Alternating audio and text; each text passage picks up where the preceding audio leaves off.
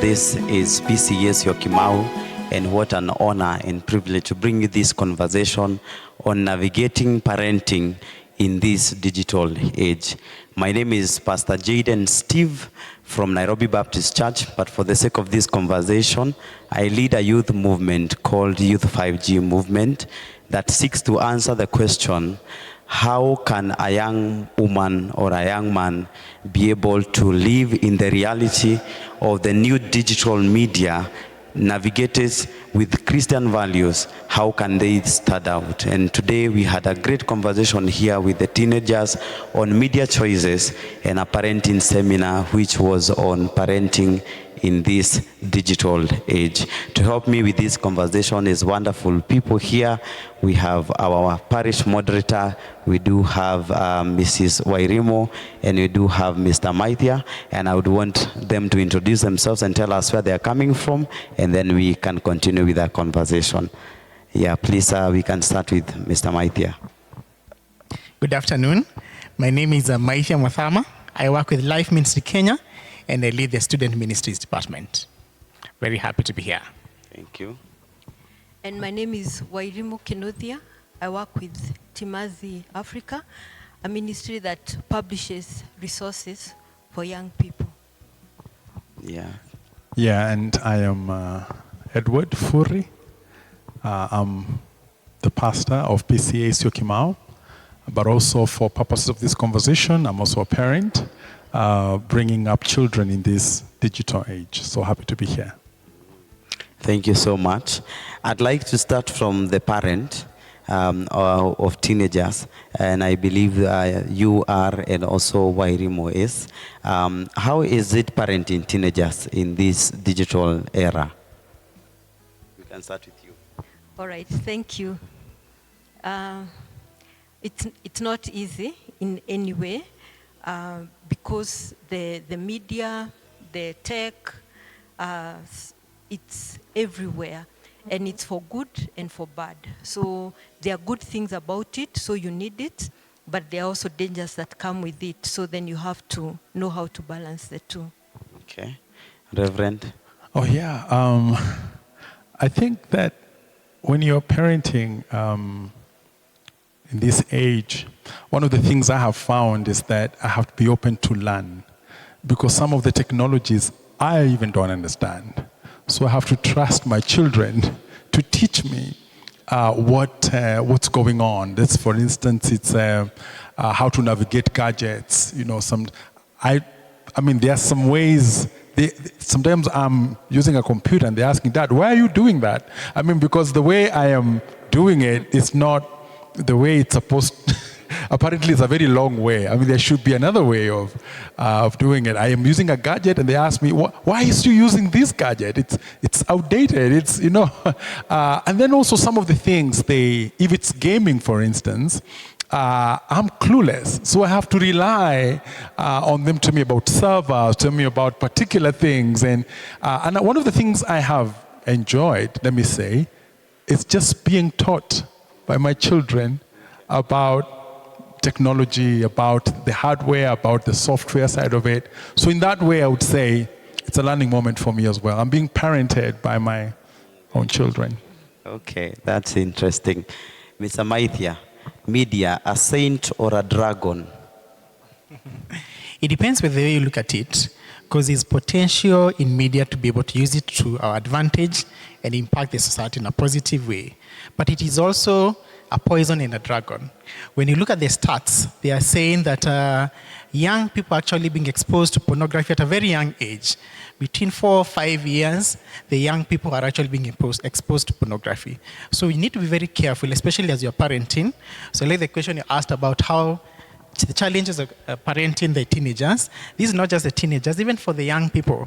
The oldest in our family, the kid is 8 years, but they're also very techy savvy. The Gen Zs, the Gen Alphas are really very curious. So you can actually use that curiosity to advantage, or if you don't align and help them learn in a nice way, you can actually end up losing a generation. So as I said, there's great potential to really coach and train, but if you also don't take advantage of this, then you can end up losing a generation.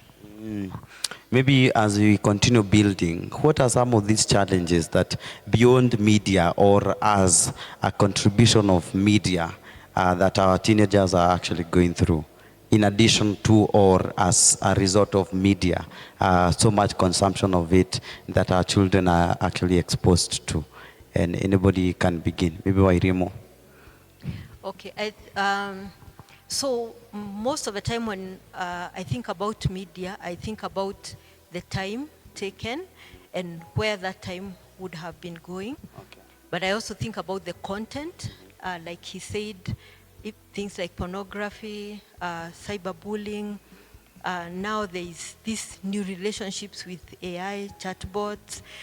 So there are all those dangers. But I think behind that, the greatest danger is how the media shapes our minds. Okay. So without us realizing, so we start believing in lies, lies of what you are entitled to, lies of, say, like, you must be happy all the time, you must have choices all the time, about what is beautiful, like the kind of perfection we expect. So I find that is sort of really deep, insidious, because it's underneath. I can control the time and I can say, okay, let's do good content, but how is this whole thing shaping how the kind of a human being I become at the end of the day? Okay. Yeah, I think also a challenge that is with, the children that we are parenting is us ourselves as parents. We are also trapped in the same gadgets. We are also trapped in the same spaces. When you see a parent is on TikTok or on their gadgets or whatever involvement they could be in, and the child is trying to look for the attention of the parent, but they can't. So even parenting, our children are affected by our own involvement with gadgets and with this whole, electronic space. And we've seen some children say, Mom, you're not listening. Dad, you're not listening. You just said, but that's not what I wanted. You can tell we are distracted. So parenting itself has been distracted by this whole electronic space as well. So just to put that in, just put that there. Yeah, before Maitha, you come in, there's a research that was conducted in a teens meeting, and they were asked, when you have an issue, where do you go for help? And it was ranked where they go for help. And this was the order. Number 1, media. That's number 1. 2, it's friends. Then 3 is family. And 4 is the pastor, which was the last one. Well, I have to work hard to raise up the ranks. That's when I realized I'm not very... do you agree with that from your own observation? And why could that be so? So the research, I remember the research was actually done by One Hope, and the focus really was, it really depends, especially when it comes to matters regarding sexuality. Okay. The young people are not open to have this conversation with their parents because they feel their parents are going to tell them, don't bring this into this house and all that. So matters especially regarding sexuality, they first go to the social media and even their peers, and their peers end up telling them what they want to hear. So that when you think about that, when you think about even the research that has been done, if you look at the Facebook and the Meta, when they're advertising, they're focusing between the years 18 to 34 years, because they know that if they're able to influence that generation, then they're able to capture these people for a number of years. So their target is these 3 young people. So you're saying that this is actually a vice that we need to overcome, so that if the young people are not coming to us for advice, they are going to social media. That's where challenges like LGBTQ come, so that these things are now becoming normal. They're wondering, why can parents relate to this, yet these are things that are contrary to the word of God. Another advice that has come is the whole aspect of gambling.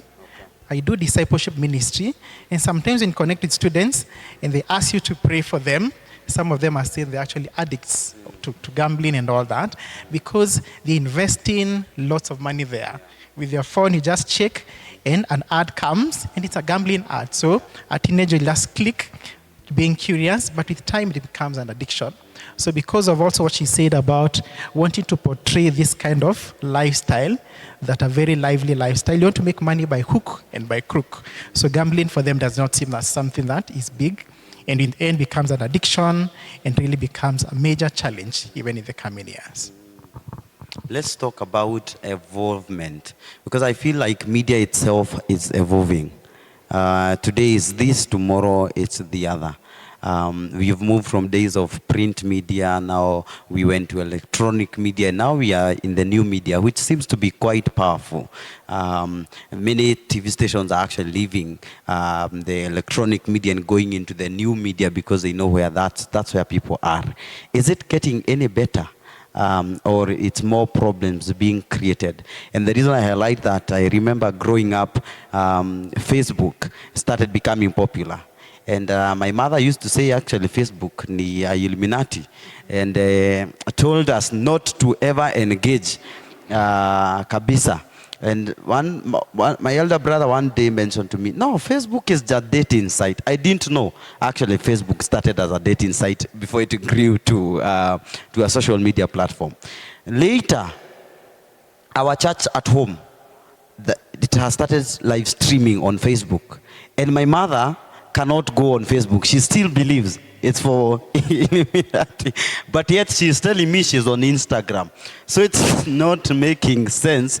And so I'm wondering, is it getting any better? The innovation, there are still more coming. Right now, schools are struggling with artificial intelligence because students are now becoming lazy because of all these ChatGPT things. Is it getting any better, Reverend?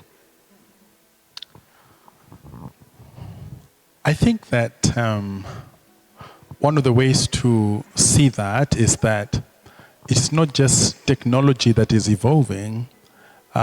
Generations, the world has been known to evolve. Maybe the speed of, the speed of change now could be higher than previously, but the world has always been changing. And as we talk about change, I think one of the other ways to look at change is what remains the same. I mean, what are the constants? Because even with all this speed, chasing after the next thing, chasing after the next thing, even in technology itself, there are the things that remain the same. You'll be amazed, you know. There are some things that if you talk to people in technology, they'll tell you about things that are done in the most ancient of ways, you know. Some things are moving, but others remain the same. I think sometimes we get dizzy when we think about things are changing, these are changing, these are changing. But when it comes to parenting, what things remain the same?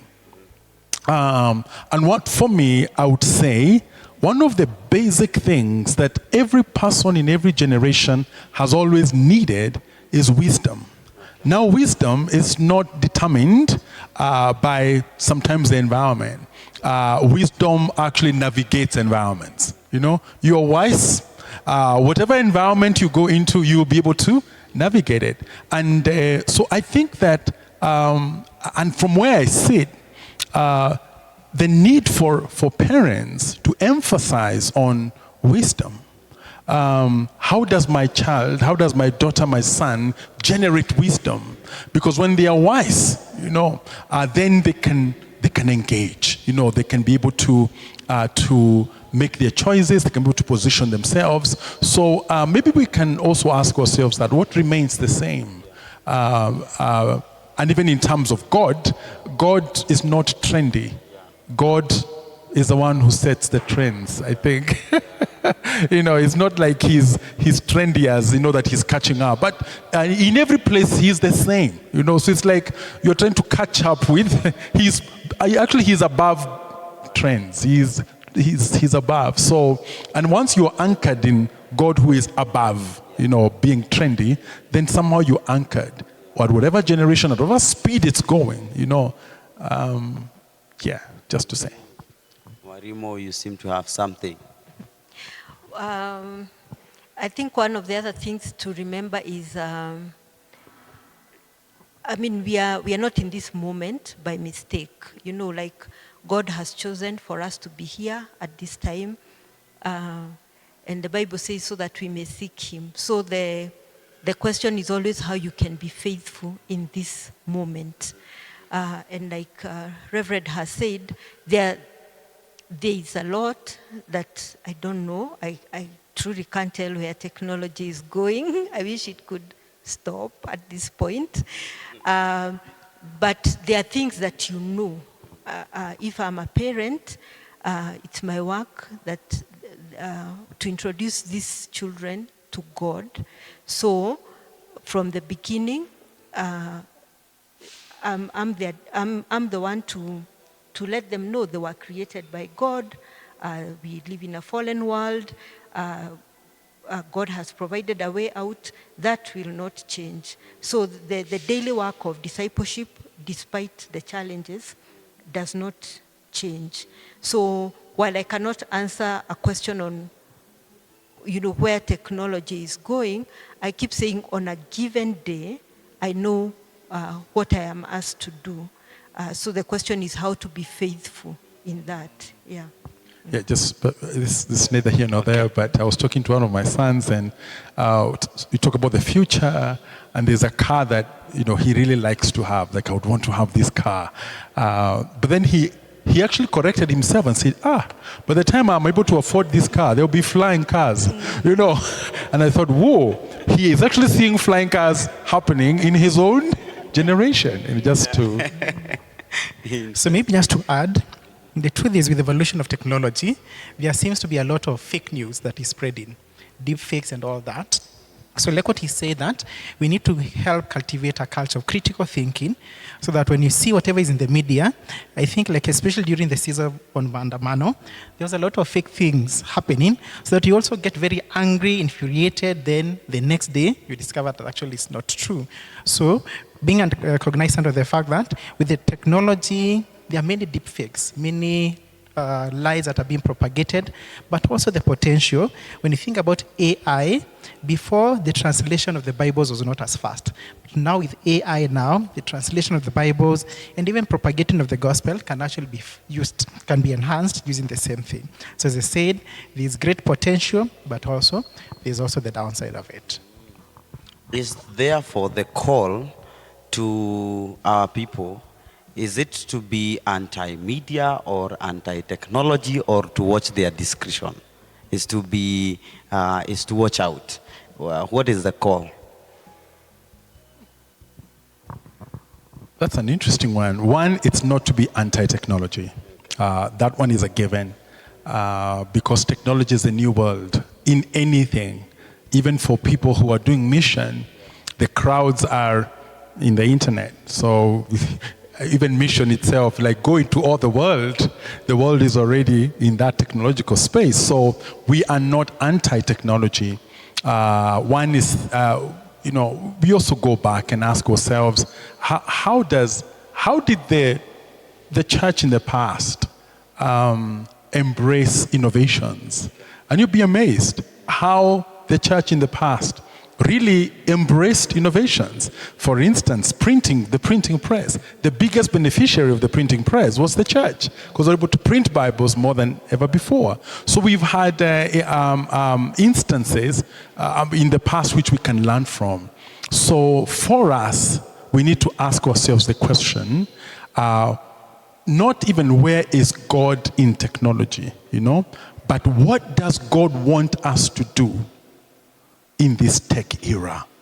Because God has not abandoned, God is present here. I would even dare say God has brought us here, God has allowed this season to come. And if you read the scriptures, you find increase of knowledge is totally within the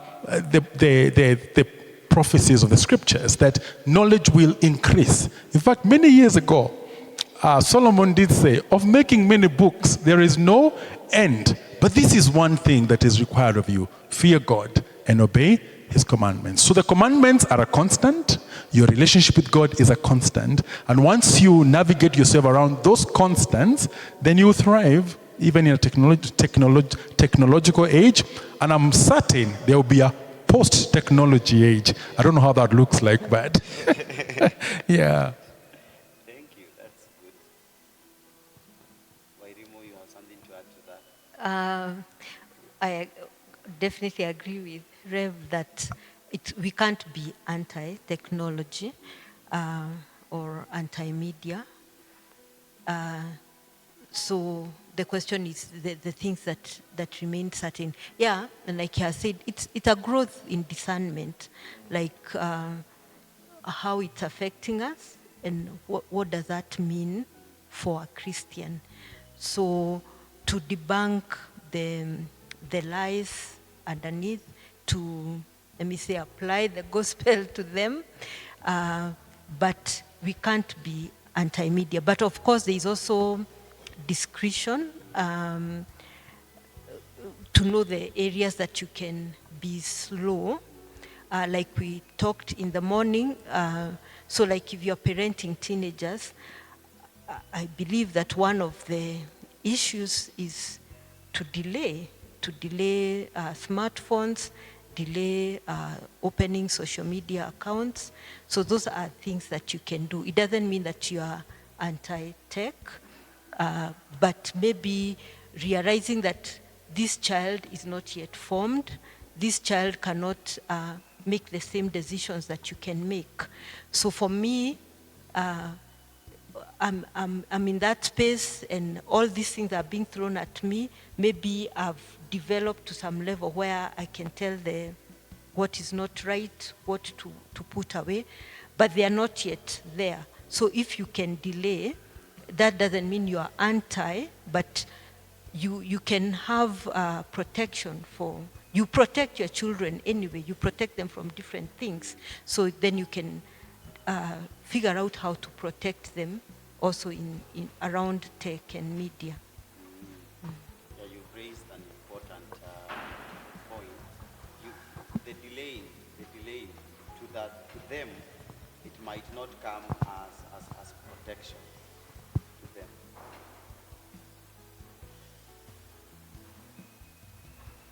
Okay, you've raised an important point.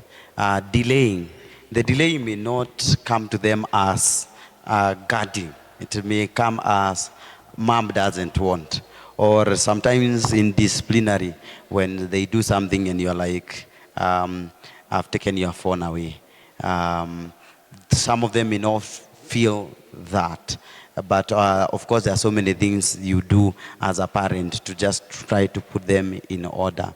But how much of that guarding are we able to do? How much of that guarding is enough, actually? Yeah, I think there are two levels of guarding. There are the specific levels of guarding. For instance, delaying, controlling the time, the technical day-to-day do's and don'ts. But I think the bigger guarding, and I lean more, when I'm navigating these times, I lean more on the constants. The world remains divided into light and darkness. And the internet, there's light. In the internet, there is darkness. So training your children and telling them there's a dark side of the internet. You don't even need, they'll give you 10,000 examples of the dark side of the internet. They will tell you there's a light side of the internet. You can tell them there's a light side of the internet. Again, they will tell you, yours is the concept. Theirs are the examples. And I think going into parenting and instilling that aspect as well, so that we're not just doing the specific technical, don't do this, don't do the other, this is those limits. We are also telling them about the larger picture of light and darkness. And the moment you train your children on the reality of light and darkness, you're not just technology becomes just one of the zones that they are conscious of light and darkness. And just picking on what Remo had said earlier about discernment.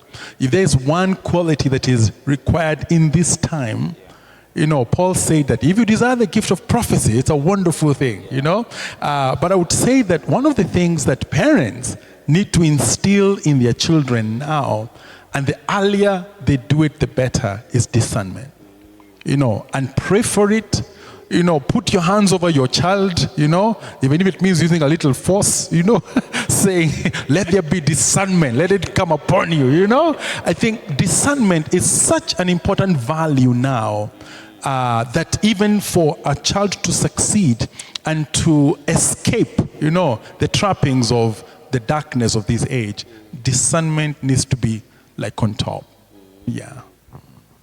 Mr. Maithia, you working amongst students in Life Ministry Kenya. What are you doing? What is these things that you are doing to just help students be aware of the facade of the digital media and how they can actually use it properly? So we're doing trainings to help them. So we train them on some of the apps that are available they can be able to use to share the gospel. We also have initiatives we call hackathons. So hackathons is where we bring together techies, and for 3 days we just challenge them to come up with content which can be able to share in the digital space. The truth is, there's a lot of negative content. Is it possible for us to change the narrative and produce some positive content? So for those 3 days, we challenge them, they're able to come up with something that is relevant to be able to help. You'll discover that one of the things that is really big is the whole aspect of gaming. Is it possible to come up with some Christian games? Because the people are in that space. If you look at the data, you're talking about 3.5 billion people who are spending a lot of time in the gaming industry. So there are some Christian gamers that are getting to that space. So you now actually come up with content. We have a curriculum, we have content so that if you actually discipline gamers in your small group, what content you teach them, what are some do's and don'ts, so that wherever you are, you're actually able to use your skills for the glory of God. Wairimo, you're working with Timazi.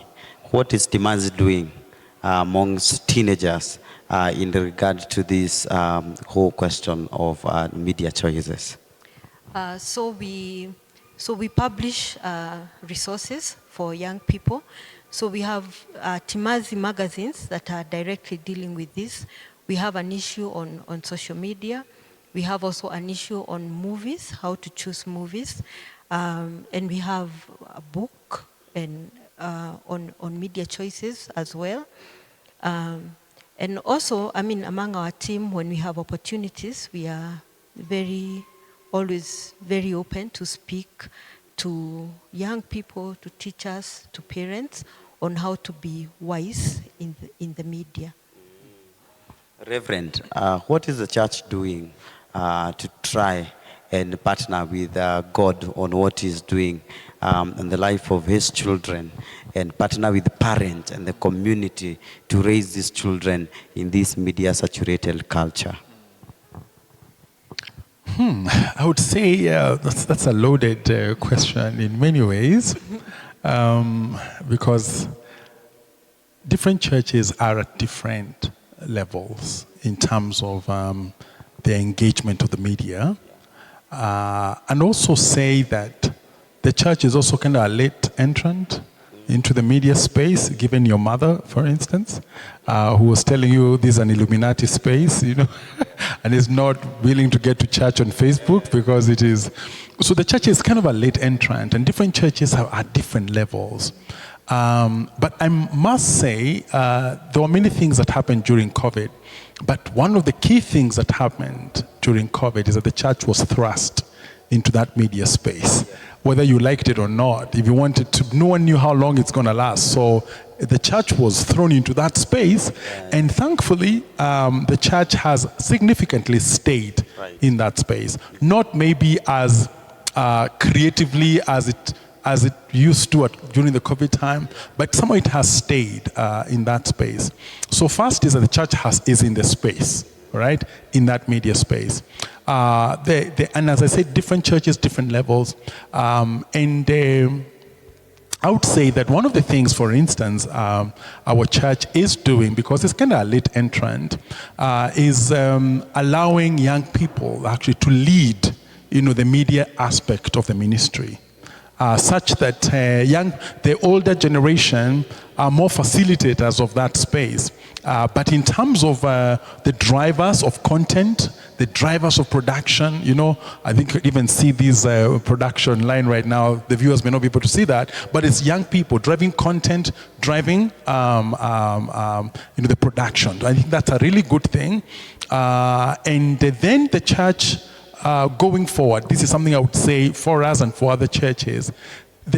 By the time the church catches up with the media movement enough to be an authority, it will take a long time, a long, long time. So the key thing that is inevitable now, the church must partner with para-church organizations.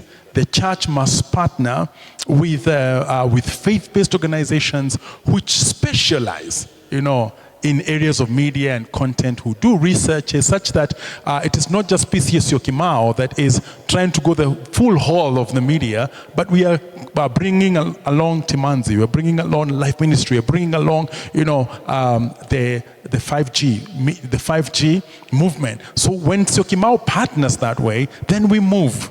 So going forward, the church is going into that space inevitably of partnership, and that becomes a big boost for the church when it comes to parenting, because young people, when they come to church, they would think maybe the church is a bit behind in terms of, because they are ahead, But once Timanzi comes on board and they're the speakers on Sunday, and they are facilitated by PCEA Syokimau, the young people realize, hey, actually our church is with us, The same thing with parents. And so that with the kind of partnerships that we have, then we can also bring, knowledge to, as a reverend, I may not have much knowledge around bots. Are they bots? I first think whether it's the David, that guy who runs, what's his name? Bolt. I'm like, what? Who is this? But I may not be able to understand. But I can know that there's Life Ministry here, there's Timanzi here, there's 5G here, who can also bring very technical knowledge. Like, for instance, a parent may be asking, what do I need to do? I would say much about values. I would say discernment. I would say wisdom. I would say light. I would say darkness. Those conceptual big things. But the technicals will come from, the other organizations that are like-minded. Delay, block. Is the word block? Block. Learn. Those technicals come from other organizations. So we bring that wealth now to the parenting space. Wow. I hope this conversation is finding you well, and you can engage with us. You can drop a comment at our comment section. You can feel free to reach out to the church if you may need further engagement. But for the first purposes of this conversation, I'd like us to draw to a close by helping a parent who is crying out there, saying, hey, this thing called media, I just wish there's a way I can close everything, but even when I close them, it is not enough. When I close them with thinking that they are going to be active, now they are not even active. It's as though nimeharibu. It's as though now the conversation now has taken a twist. How can parents navigate parenting in this digital age? We could start with the Wairimo, and then we go to Maite, and then finish with Reverend. Thank you again. First of all, I don't think there is a silver bullet, one thing you can do and you're safe. But I think drawing from everything that we have said here, we've talked about learning. The other thing would be whatever you can do to protect your relationship with your child so that they can listen to you. And that is many things, from how you relate to them, from what they see. Am I one person on Sunday, a different person in the house? So just opening doorways that you can have a real relationship with with your child. Yeah, and looking at the long game, I might be interested in cutting the time right this minute, but actually what's the end game? I mean, it's not just a compliant child. I'm looking at a disciple of Jesus. I'm looking at someone who knows they are fallen, they need God. Jesus is the Savior. And how they can live out their gospel in their lives. So there's also the long game, looking at the long game, what do I want? So, and that means who I become as a parent, as I also disciple them. Okay. Maithia? The truth is, young people are spending a lot of time online. So what alternatives are we telling them? Are we telling them to stop this? So what are we providing them? So find alternatives. Buy games for them to engage. Enroll for them in programs. Could be any sport. So that you are saying, or even just building a culture of reading books. So that you are saying, stop this, then what next? Let's also provide alternatives for that. Because the reality is, they are spending a lot of time online. So let's provide ways, because this is their time when they are very energetic, they are curious. How can you be able to help them? The second thing is to also model for them. The truth is, for me as a parent, if I'm always spending a lot of time on my phone, I cannot be able to tell them to stop this. So find ways to also just engage with them, play with them, and do things with them. Take walks with them, so that you're saying that if you don't want them to spend a lot of time online, then you also need to lead from the front. Okay. Yeah, just again to pick up from Maithia. One, just expanding the mentorship part, the modeling part, is that sometimes we talk gadgets so much that we forget that your son, your daughter is still looking at you as a parent in your wholesome sense. What kind of person are you? Are you a person of light? Are you a person of darkness? So sometimes we are so like gadget, but you forget that they're looking at the bigger picture. And your bigger picture, what you model for them, will also impact where they go to. They have no choice. They really have to be in the gadget world. But where they go there, you as a model, what they are reading from you will actually impact that. Which leads me to my second point, that again, it's good to embrace what we can call mission-driven parenting, meaning that at a very early age, engage your son, your daughter. What do you want to? How do you want to impact the world? You know, what space do you want to take in the world? And once they clarify their mission becomes now the bigger cause that now guides them where they go. It changes their stories, or it influences their story. So mission-driven parenting, I think, will also be really, really important. For instance, if I hear that, let's say my son wants to really say, I really want to help people at some point. Now that big picture, makes them, even in terms of the people that he follows on YouTube or people like that, are people who are really helping people. The mission-driven parenting also now really plays a big role in directing where the children go or how they utilize the technology and the content present there. Wow. Ladies and gentlemen, thank you so much for allowing God to use you to speak to us on how we can model a dynamic generation for a dynamic world. And I hope that this conversation has helped as many of you that will interact with it. Maybe finally we can mention where people can find us, whether online or something like that. So we can begin with Maithia and close with Reverend, as you also give us your final remarks. So you're online, you can check our website, lmkenya.org. You're also on Facebook, you're on Instagram, you're on TikTok. So you can be able to find us in all those different spaces. Yeah, so let's trust God to be able to to change this generation in a positive way. It's possible. With God, everything is possible. And you can find us on timazi.org or Timazi Africa on the social media. Yeah, you can find us on PCEA Syokimau. That is on Facebook, on X, on Instagram, on TikTok, and you'll find good content there. And as a closing remark, as parents, let's remember that our Father in heaven is still the first parent.